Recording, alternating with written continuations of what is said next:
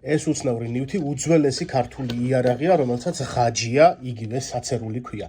ის უამრავი საუკუნის მანძილზე იყო გავრცელებული აღმოსავლეთ საქართველოს მთიანეთში, როგორც დამხმარე იარაღი. ყველაზე კარგად კი ხევსურეთმა შემოინახა მისი ტრადიცია. კლასიკური ღაჯია შედგებოდა სამმაგად განლაგებული ერთიანად ჩამოსხმული უსწარმასწორო კბილებისგან, რომელთა რაოდენობაც 5-დან 10-მდე იყო. რაც ხელთ მაქვს, ეს უბრალოდ ისტორიული საცერულის თანამედროვე ვარიანტია. მას ქართველი მუდმივად უბით ატარებდა და გამოუვალ სიტუაციაში იყენებდა მხოლოდ, როცა თან არც ხმალი ჰქონდა და არც ხანჯალი.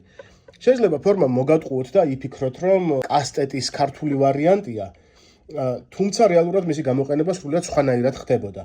ღაჯია უნდა დაიმაგრო ცერა თითზე, თითი დაიჭირო ასე ამგვარად და მისი კბილები გამოიყენო დასასმელად ან გამოსასმელად, ასე ვთქვათ. დასმა შეიძლებოდა როგორც სახეზე, ასევე თავზე, ან სულაც ყელში. შედეგი კი სერიოზული ჰქონდა. მტერს არ მოკლავდა, მაგრამ სამუდამოდ დაამახსოვრებდა შენთან შერკინებას. ეს არის ღაჯია. ეს იყო და ეს. მადლობა.